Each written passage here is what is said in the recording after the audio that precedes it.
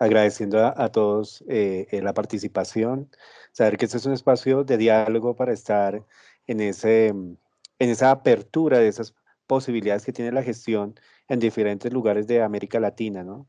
Visto desde las mismas comunidades base, esos proyectos que se desarrollan con la suma de voluntades, con ese amor por generar algo en el territorio, por esa transformación social y política que es tan necesaria, digamos, en lugares tan complejos y, digamos, en América Latina, con unas situaciones sociales, políticas y culturales eh, que nos confrontan y que nos hacen ver que es muy necesario estos espacios. Y como lo decían en alguna ocasión, en una reunión, en una maloca, que es como ese laboratorio de pensamiento importante de las comunidades indígenas, estamos aquí para madurar la palabra, ¿sí? Para ese pensamiento complejo, para entender, digamos, esas diferentes maneras de hacer.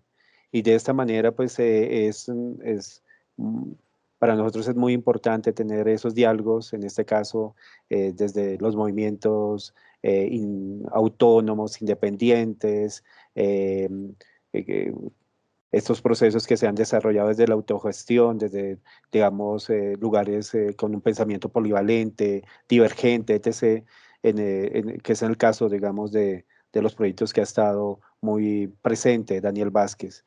Y por el otro lado, tener también esa mirada desde la institución, ¿no? Como las políticas culturales, sociales y demás se han madurado, digamos, en un país, digamos, en el caso de Colombia, y vemos ciudades como Bogotá, como Medellín, como Cali, que han, y bueno, y otras ciudades intermedias, pero podemos ver que estas tres ciudades han sido como pioneras en unas políticas y de esa manera nos parece muy interesante también ver cómo empezamos a dialogar, ¿no? Por un lado, la suma de voluntades donde se hace por ese amor por eso, por colocarse esa camiseta, digamos, desde el activismo social y demás, y por el otro también como esos proyectos en los cuales también se hace una muy buena gestión, digamos, de los recursos que son de todos, ¿sí? Y que de esa manera pues llegan a los territorios y se pueden dinamizar proyectos que han sido a largo aliento, ¿no? Proyectos que pueden llevar algunos más de 10 años. Ambas miradas son muy importantes, digamos, y en este caso tenerlas presentes para eh, las nuevas generaciones que están también pensándose y a veces hay como un miedo frente a la gestión, ¿no? Enfrentarse a desarrollar proyectos, hay una carga también de frustración. Y en este caso, la invitación es, no, hay proyectos que están sucediendo desde diferentes lugares y la idea es escucharlos y mirar que ahí están, que están generando una lucha continua en todos los sentidos, desde los discursos, desde las gestiones económicas, pero también esa suma de voluntades que ocurre en los territorios. Damos el espacio para Daniel, para que empiece su conversatorio y nos cuente sobre esos procesos interesantes que has desarrollado, no solamente en España, sino también en diferentes lugares de Iberoamérica. Entonces, lo escuchamos, Daniel.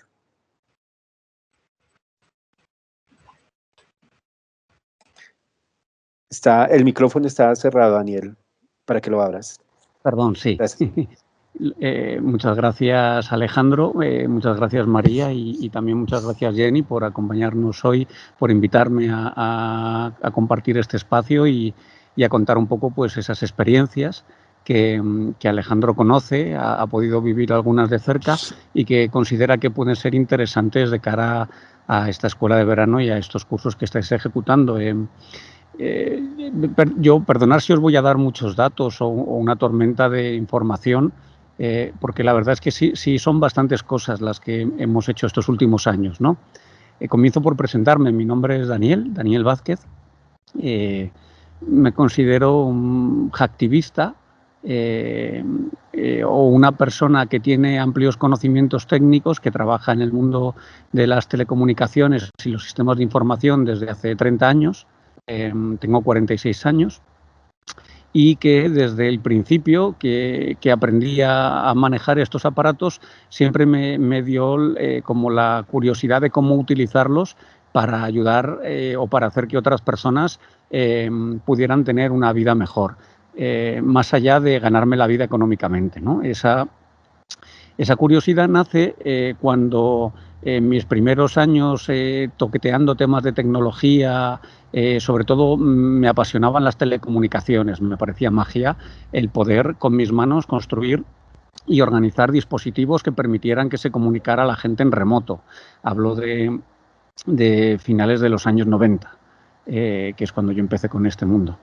Y ahí se me cruza una noticia, me ocurren dos cosas. Una, que en uno de los turnos de noche, cuando trabajaba en aeropuertos, llevando las redes de datos, descubrí una revista de un señor que se llamaba Noam Chomsky, yo no sabía quién era, que tenía una revista en castellano que se llamaba ZDNet, y me fascinó alguna serie de artículos que leía y que nadie me había explicado otras visiones del mundo, ¿no? Hablamos de cuando Internet era algo minoritario y uno recibía formación a través de la familia, la escuela y los medios de comunicación de masas. Una información muy lineal y muy poco rica, muy poco diversa, ¿no? Muy basada en muy pocas fuentes que tenían un gran poder comunicativo. Y sin embargo, pues el llegar a Internet allá por el año 94 fue la primera vez que yo entré a ese mundo, y empezar a ver estas cosas pues me fascinó y me hizo empezar a entender que el mundo no era lo que yo había pensado. Y me hizo también comprender que tenía una responsabilidad con los conocimientos que tenía. Y otro momento importante fue cuando veo en el telediario, en un informativo, que un montón de jóvenes han entrado a un supermercado, han llenado 20 carritos hasta arriba y los han sacado y se han negado a pagar y se han puesto a repartirlos en la puerta.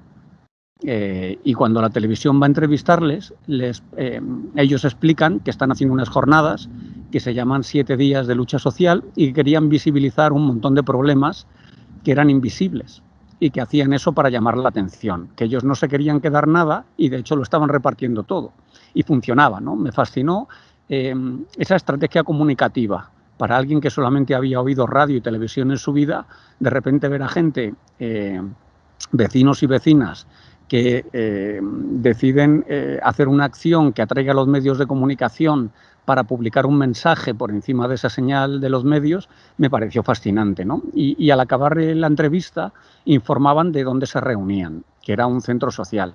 Cuando llegué a ese centro social se llamaba el Laboratorio 3, ¿no? Era el tercero de los experimentos de una toma vecinal de un edificio del centro de la ciudad, un edificio que llevaba 15 años vacío, y que los vecinos se tomaban el edificio, lo arreglaban, lo limpiaban, lo barrían, lo desinfectaban y lo abrían para que las comunidades de vecinos tuvieran sus reuniones, para que hubiera talleres gratuitos. Y bueno, yo me acerqué por allí al calor de ese movimiento con mucha curiosidad a aprender, a ver qué era lo que hacían, ¿no?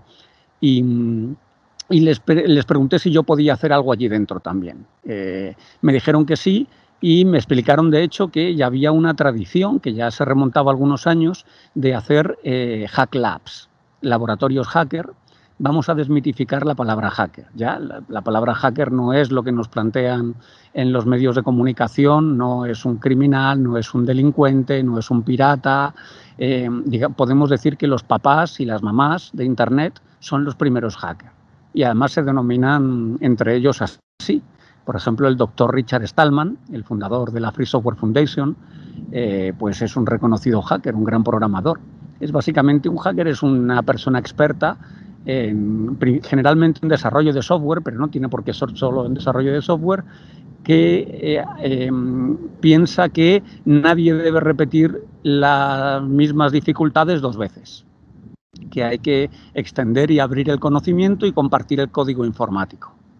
Alrededor de todo eso se monta un movimiento de masas que atraviesa todo el planeta, que es el movimiento del software libre, donde ya apareció Ubuntu, Debian y el navegador Firefox y un montón de las herramientas que utilizamos cada día que desarrollan estos ingenieros, estas ingenieras de software.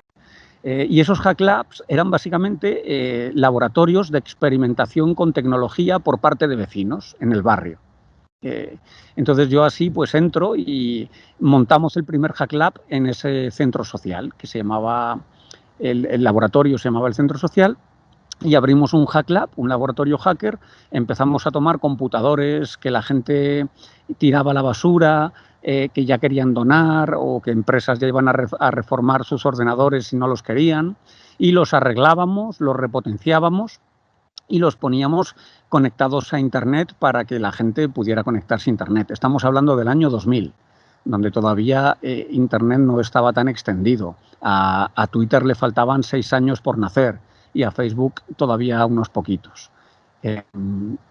Y bueno, pusimos 30 computadores en línea para que la gente se conectara a Internet. No sé muy bien cómo, pero enseguida empezamos a mezclarnos con gentes del mundo de la cultura y a tener debates entre técnicos informáticos y creativos, artistas, gente que se dedicaba a performatividad, gente más expositiva, curadores de arte, que entraban a discutir con nosotros sobre Internet y sobre el uso que la tecnología podía representar, la oportunidad que podría representar para la expresión artística, para la expresión comunicativa.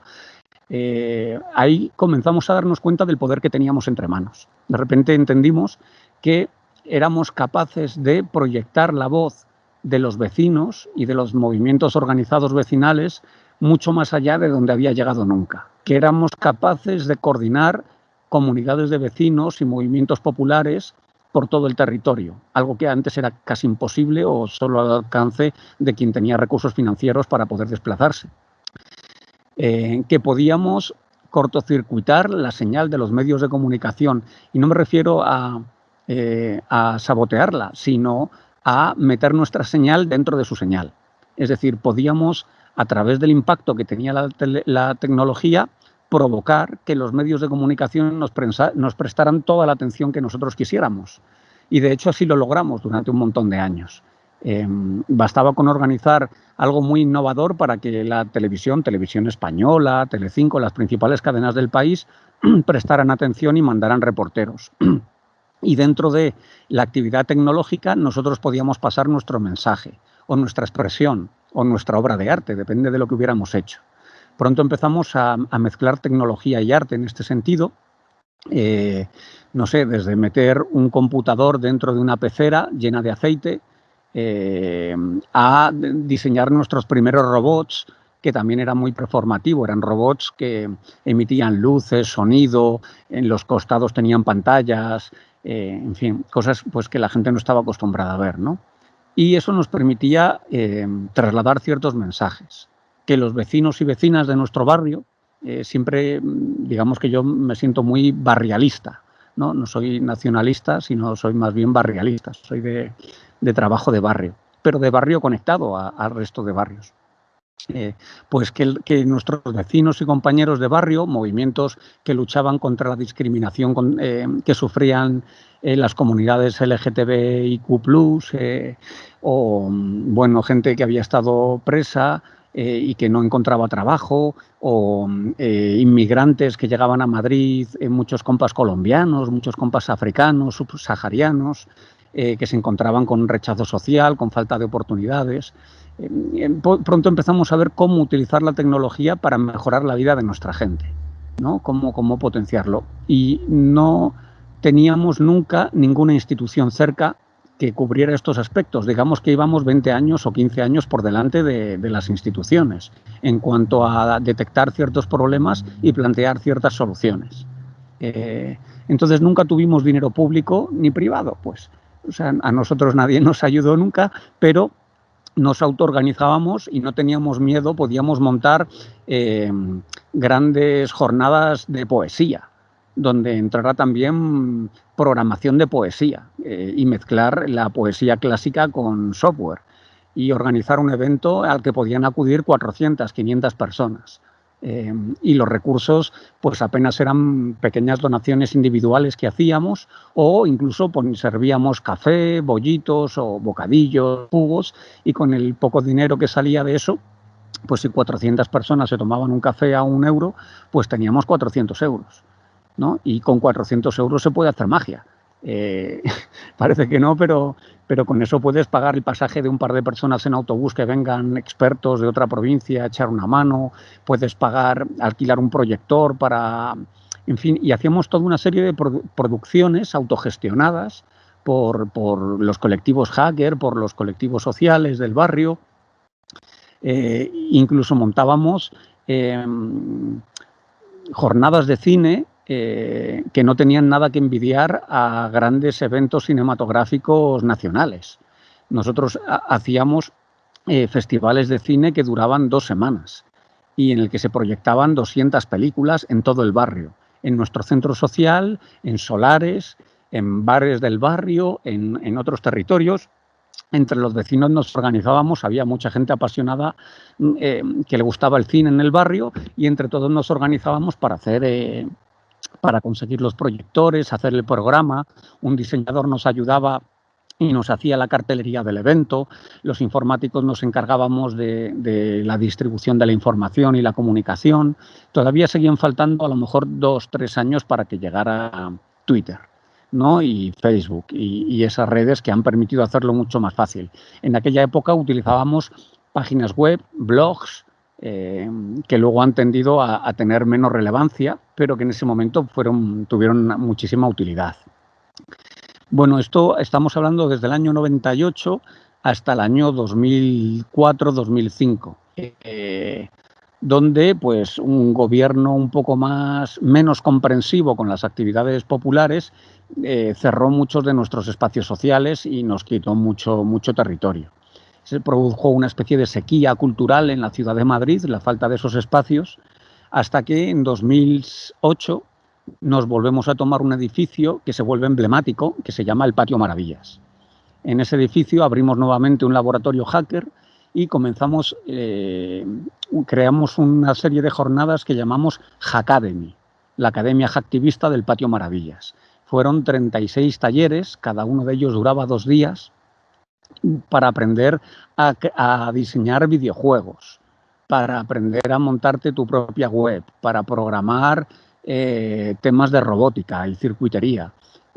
Bueno, todo muy innovador y muy potente, ¿no? Y lo bueno era que los propios alumnos eran los profesores. Nosotros habíamos programado en realidad 4 talleres que eran muy potentes de programación, diseño y programación para videojuegos. Y cuando llegaron los alumnos el primer día, llegaron como 80 personas al primer taller, les explicamos que era una academia autogestionada y que no se cobraba dinero a nadie por participar, pero que si sabían hacer algo necesitábamos que ellos lo compartieran. Entonces les sacamos una lista de temas que nos parecían muy interesantes.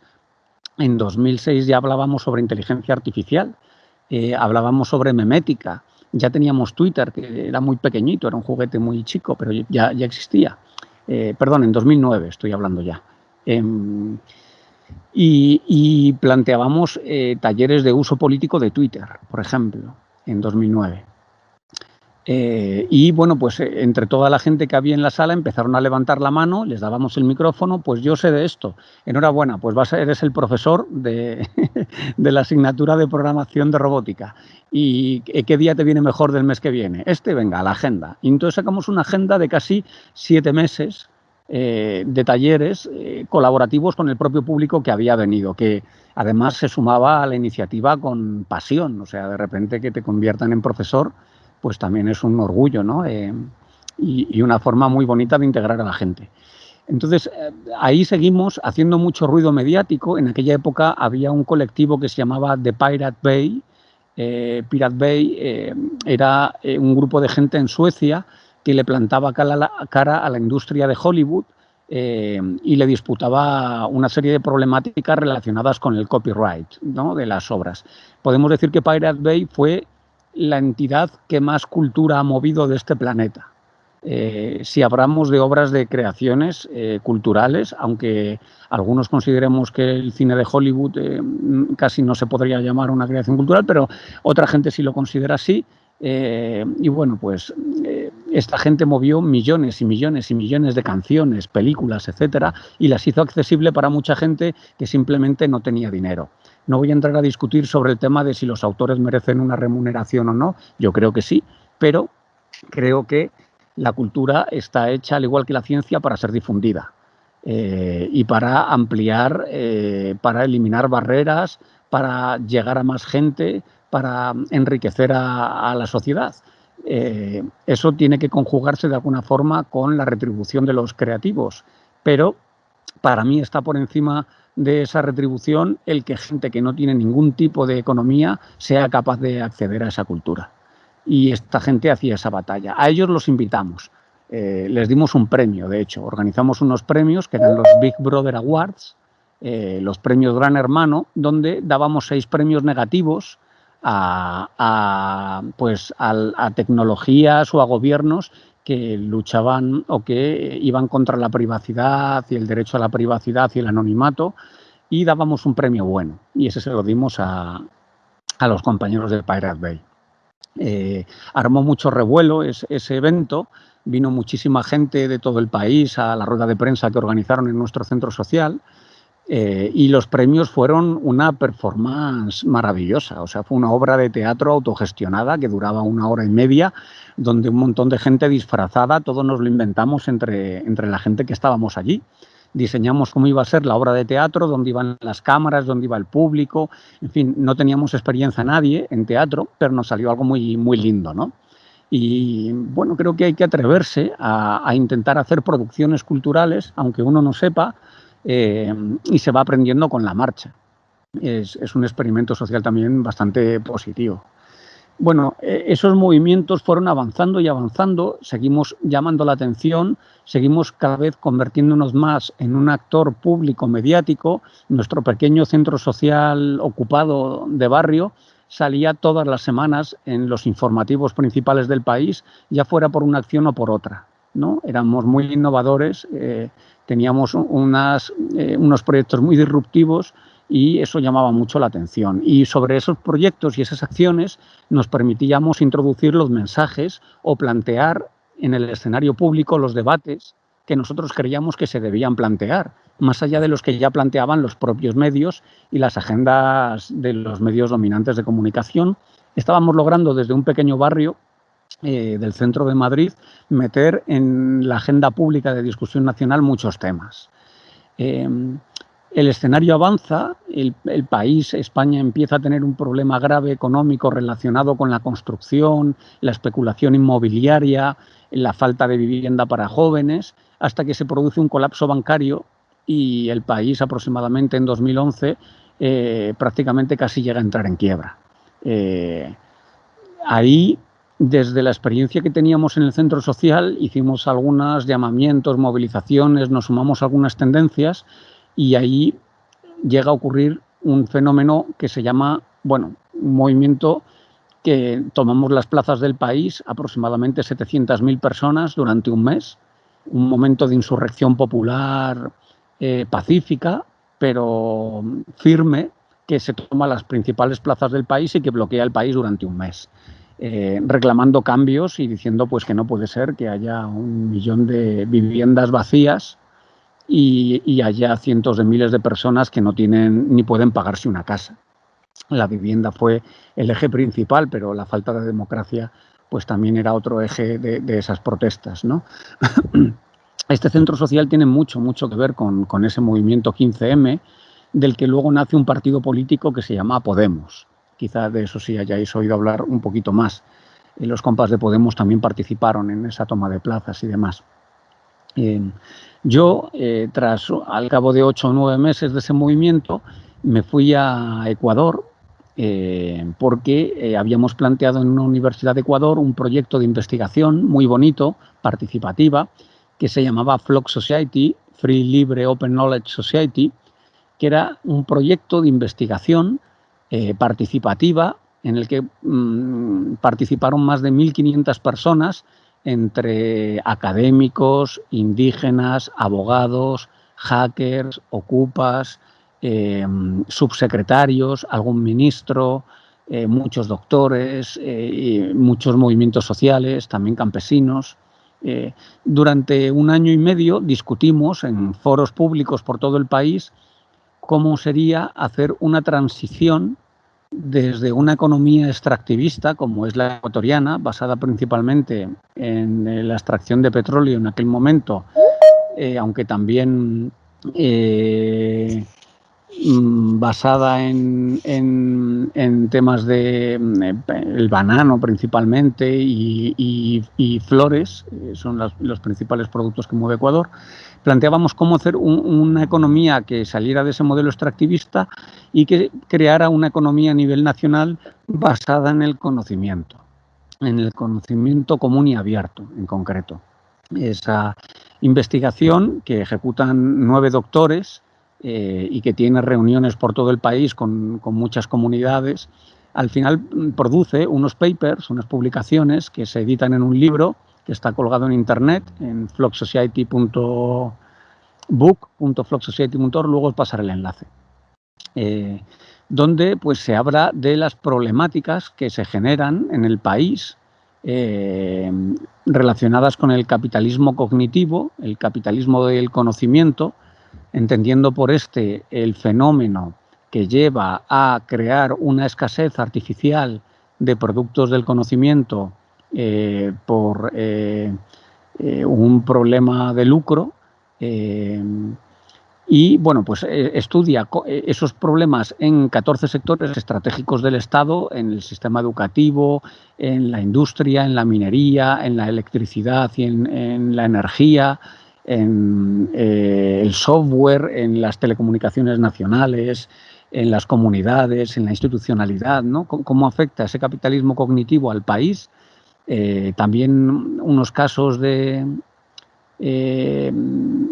ejemplo de cómo se ha trabajado esas problemáticas en otros países de la zona y a nivel internacional, y finalmente en cada uno de esos sectores unas propuestas de políticas públicas para avanzar en superar esa problemática, ¿no?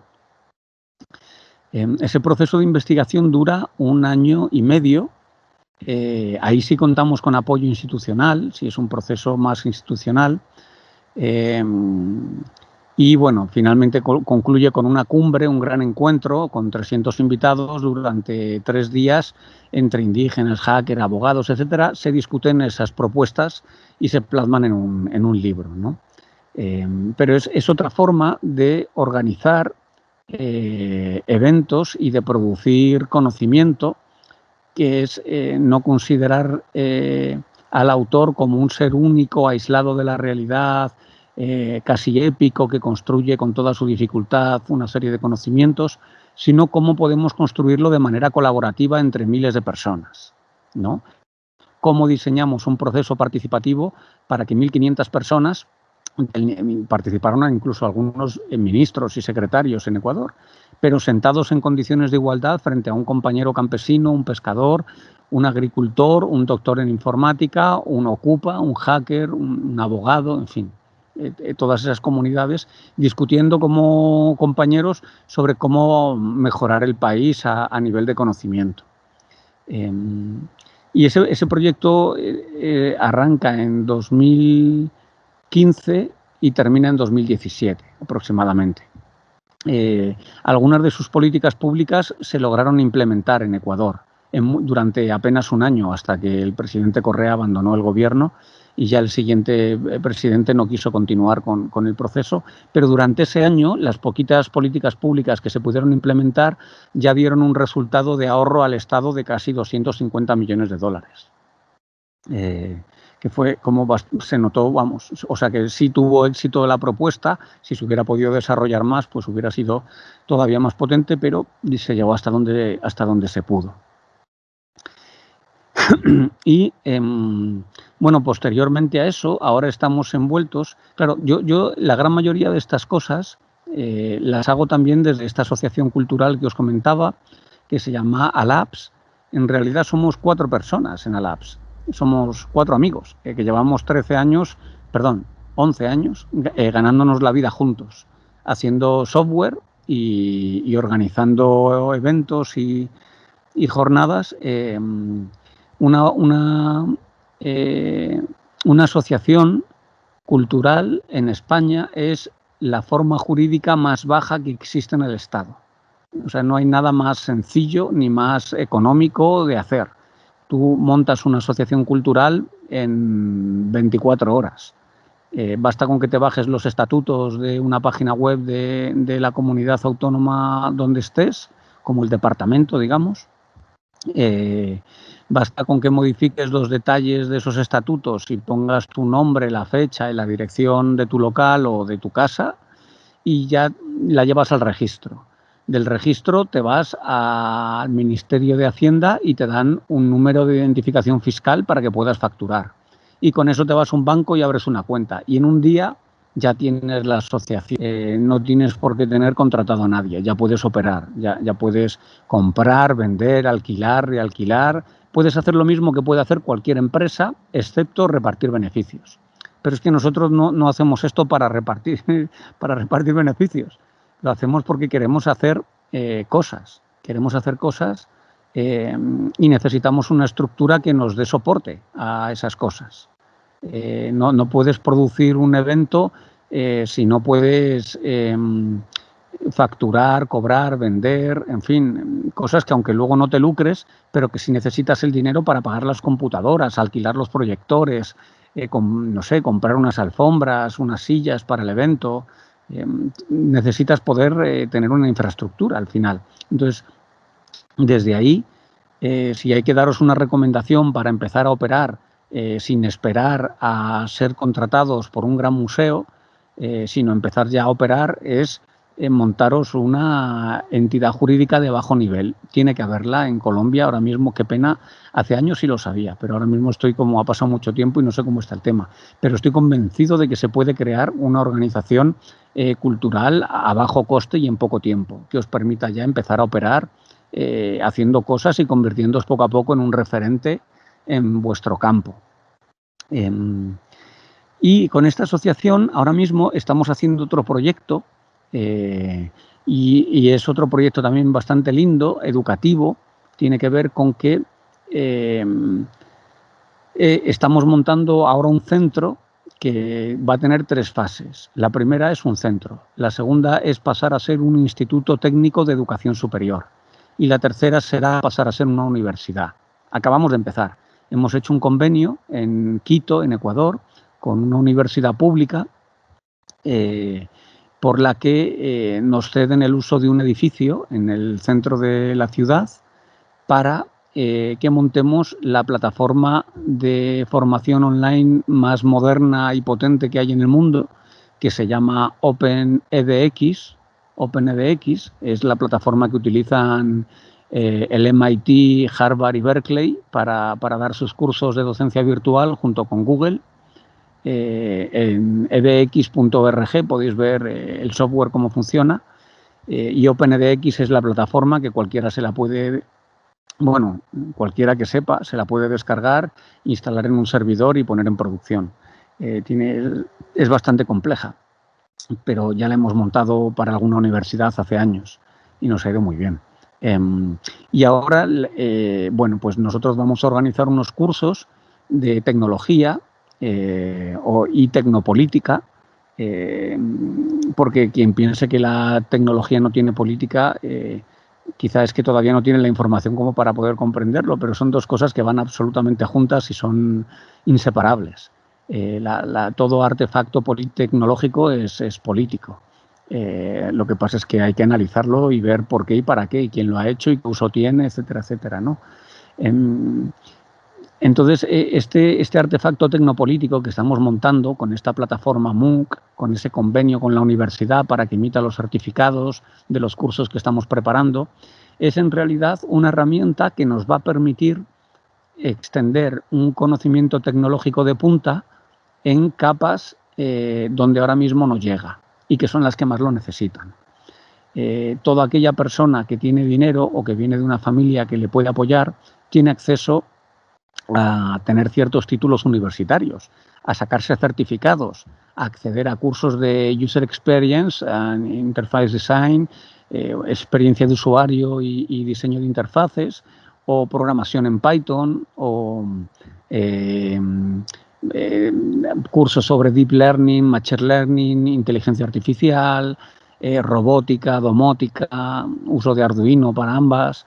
En fin, la gente puede hacer eso. Sin embargo, muchos de nuestros compañeros y compañeras, campesinos, campesinas o gente de barrios populares, pues no tiene esa capacidad.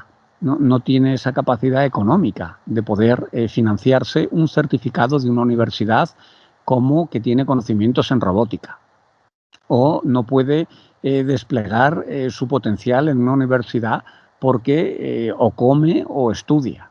Hay gente que puede hacer las dos cosas, con un pequeño apoyo de la familia o con una beca, pero hay muchísima más gente que se queda por fuera del juego y que cuanto más avanza en la edad moderna, más se eleva el escalón de diferencia entre quienes pueden y quienes no, y más se agranda, y la gente tarda muchos más años en poder salir de escenarios de empobrecimiento artificial, porque me niego a llamarlos pobres, porque es gente a la que se la ha empobrecido durante ya no digo décadas, sino, en fin, cientos de años. ¿Y cómo se ataca a eso? Bueno, yo no sé cómo lo harán los demás. Lo que se nos ha ocurrido a nosotros, y creo que todo el mundo tiene que hacer lo que pueda en este sentido, es crear un centro, llegar a un convenio con una universidad y dar los cursos de tecnología más punta por la gente más profesional y más moderna y que más experiencia tiene, lograr que la gente cobre un sueldo digno por hacer esto. Pero es que las universidades son máquinas de hacer dinero, pero máquinas, o sea, producen dinero por toneladas. Nosotros no necesitamos ese dinero. Yo con comer y dormir y tener un techo y agua caliente me llega. Así que lo que queremos hacer es dar decenas de miles de becas. Empezar por estos cursos que ya estamos produciendo. Vamos a tardar unos cuantos meses en sacarlos porque no es sencillo, pero y una vez que hayamos logrado cobrar lo mínimo que necesitamos, va a ser todo online. Y pues una vez que hayamos cobrado lo mínimo para recuperar la inversión y pagar a los profes y los materiales, empezar a repartir decenas de miles de becas, hablar con los gobiernos de departamentos y ofrecerles que según los índices que ellos tienen, bueno, en fin, en Colombia estáis con una división social por estratos, pero sería el equivalente, supongo, a los estratos más bajos, pues facilitar becas a un precio ridículo. O sea, facilitar que un curso para aprender a programar con un certificado de la universidad a alguien le valga $10. Alguien de este tipo de gente, quiero decir, de nuestra gente, o sea, la gente que tiene dificultades para acceder a esos conocimientos.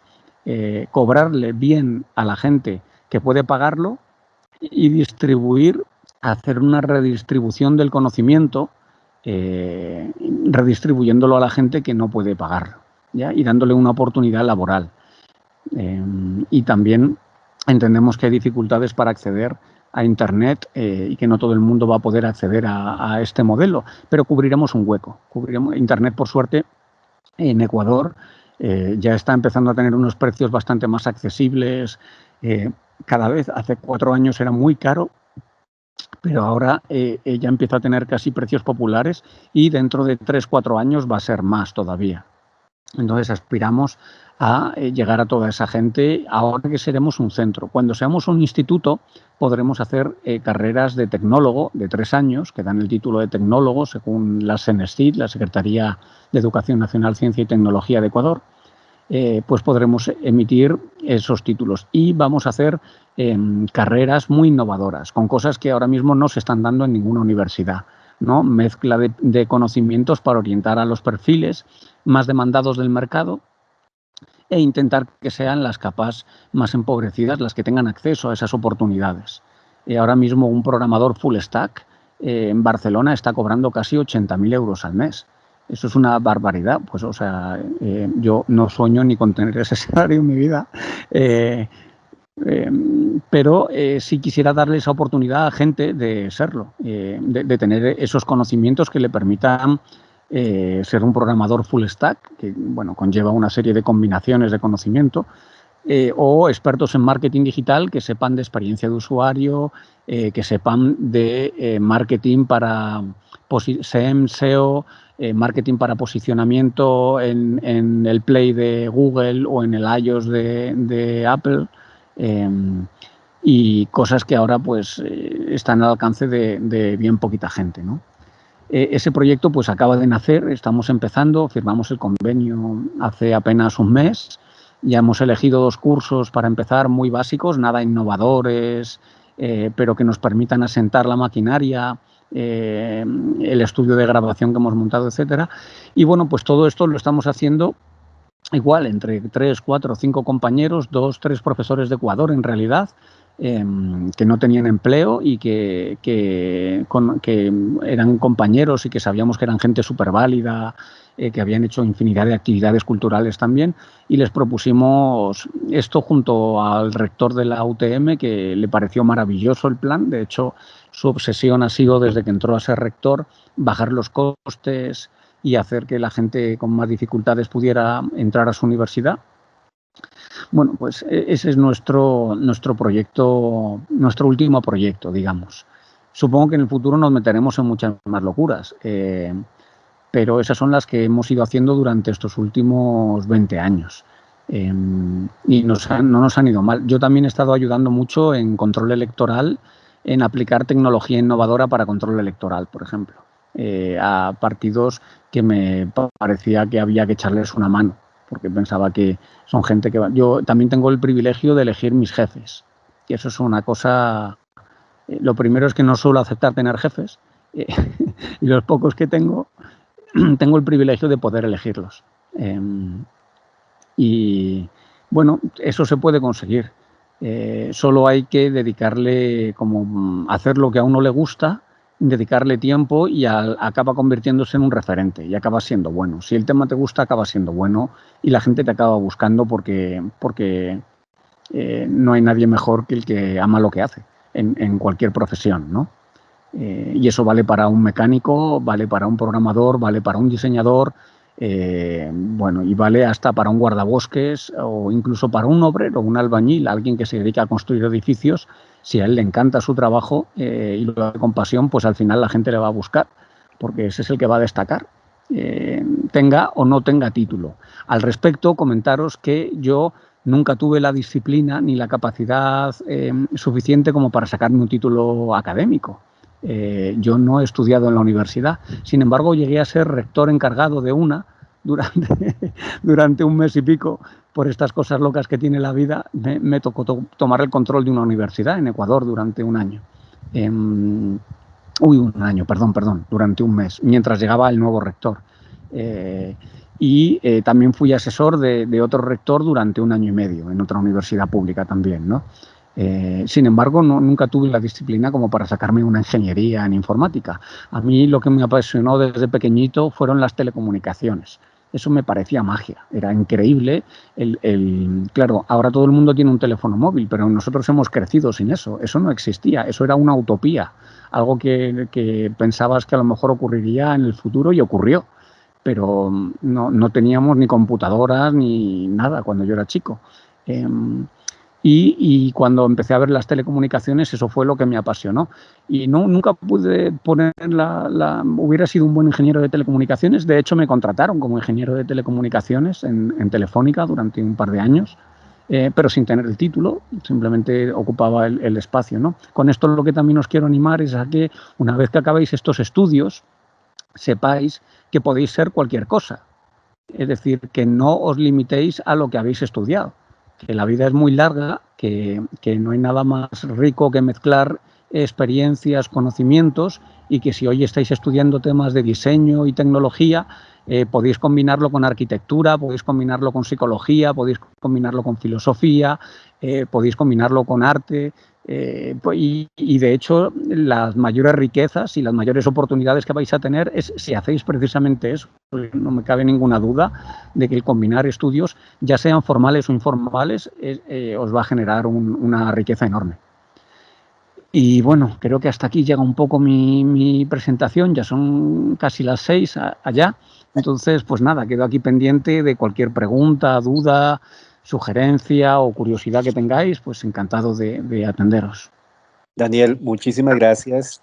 Es muy emocionante escucharlo, más cuando son muchos años de experiencia y ver como toda esa complejidad de elementos que están ahí y que tienen que ver también con el cacharrero, con esa pasión, digamos, del hacer y del aprender, ¿no? Y del compartir, de esa circulación de conocimientos desde esos canales libres que hacen que pues que muchas más personas de una manera democrática terminen circulando y apropiando, que es creo que esa fascinación de estos espacios. Y verlo, y también desde esa parte humana, ¿no? O sea, la importancia, digamos, de los espacios académicos, pero también la importancia de esos espacios alternos que están construyendo conocimiento, ¿no? Porque en algún momento el arte con mayúscula, el arte en minúscula, ¿sí? Los grandes saberes, los saberes menores, ya en este momento creo que es algo que todo el tiempo se está devaluando bastante, ¿no? Ver que yo conocía a uno de los desarrolladores de animación de eh, sino que había comprado un computador y ahí desde los 11 años estaba cacharreando, aló, que desde los 11 años estaba cacharreando y aprendiendo por sí mismo, ¿sí? O sea, como esa libertad, ese autogobierno, digamos, de aprender por sí mismo. Los procesos autónomos, digamos, de gestión cultural son súper complejos porque hay que tener una disciplina muy alta, ¿sí? Un rigor constante, eso es una pasión completa, son los 24/7, ¿sí? 24 horas, 7 días, todo el tiempo pensando desde esa digamos, construcción política, lo que tú decías, unas tecnologías que tienen una cantidad de elementos políticos que muchas veces no están visibles, pero pues que hay que colocarlos también en el debate académico y también en el debate del barrio, ¿no? Porque la academia es maravilloso todo lo que está construyendo, pero también es maravilloso que empiece a circular esos contenidos y que los barrios también empiecen a circular lo que están haciendo, digamos, en los espacios académicos. O sea, que haya como digamos, un diálogo constante.